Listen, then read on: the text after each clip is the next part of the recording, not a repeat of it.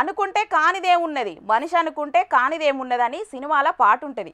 అగో ఆ పాటను బరాబర్ నెత్తికెక్కించుకున్నాడు గిడో అన్న. ఆయన పుట్టిన కాన్నుంచి కష్టాలు చుట్టుముట్టినాయి. దునియాల ఎవ్వలకు రాని రోగంతోని గోసపడ్డాడు. రోగాన్ని జయించిండు. పెద్ద చదువులు చదివి పేదలకు ఆసరైదాం అనుకున్నాడు. ఆడ కూడా తిప్పలే వచ్చింది. ఆఖరికి ఆ తిప్పలకు కూడా ఎదురుపోయి అనుకున్నది సాధించిండు. మరి ఆయన ఎవ్వలు, ఆయన కథ ఏందో పూరా గడుచుకుందాం పాండ్రి. ఇగో గిడగానొస్తున్న 3 ఫీట్ల డాక్టర్ గురించేనుల్లా ఇప్పటిదాకా చెప్పింది. ఈయన పేరు గణేష్ బరయ్య.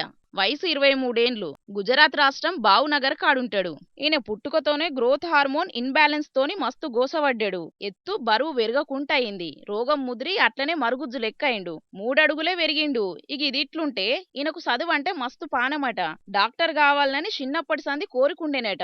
10వ తరగతి ఇంటర్మీడియట్ పూర్తి చేసిండు. నీట్లో మంచి మార్కులు కూడా వచ్చినాయి. ఇక డాక్టర్ చదువు చదివి కొలువుల ఊసునుడే అని కలగన్నాడు. కానీ ఈ అన్నాశలను మెడికల్ కౌన్సిల్ ఆఫ్ ఇండియా వాళ్ళు ఆశలు చేసిండ్రు. 3 ఫీట్లే ఉన్నావు, ఆపరేషన్లు ఎట్లా చేస్తావు అని అడ్డం పడ్డారు. అద్దని కూసున్నారు.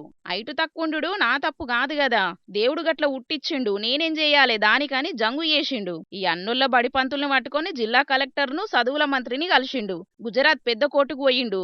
గిట్లున్నది నా పరిస్థితి అని కోర్టు ముంగట మొరబెట్టుకున్నాడు. కాని ఆడ అన్నకు నిరాశే దిక్కయింది. కోర్టు గట్లెట్లుంటదని అన్నది. అయినా ఊకోలేదు. ఎట్లనన్న చేసి డాక్టర్ చదువు చదవాలనని ఉక్కు సంకల్పంతోని సుప్రీంకోర్టుకు పోయిండు.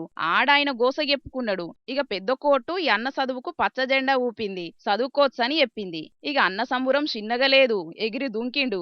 ఆఖరికి డాక్టర్ చదువు చదివిండు. పట్టా చేతిలో పట్టుకున్నాడు. గీ నడుమనే డాక్టర్ కొలువుల చేరికై పేదలకు సేవ చేస్తున్నాడు. మనిషి తలుచుకుంటే కానిది ఏముండదని చూపెట్టిండు. కుషితో నాస్తి దుర్భిక్షం అనే మాటకు కేర్ ఆఫ్ అడ్రస్ అయ్యిండు. కొందరు చిన్నవాటికే కుంగిపోతుంటారు. మాతోని కాదని నడుమంత్రాన్నే ఇడిచిపెడుతుంటారు. జీవితంలో వెనుకబడుతుంటారు. కానీ అసొంటోళ్ళంతా గీ అన్నను చూసి పావుల మందం మారినా ఇన్ని తిప్పలుండయుల్లా. యూత్ పిల్లగాన్లు చూస్తున్నారు కదా, కష్టాలు కన్నీళ్లు మనుషులకే అన్నది మర్చిపోకుండ్రి. వాటికి ఎదురు పోతేనే అద్భుతాలు సాధ్యమైతాయి. ఏమంటున్నాం, సరేనా?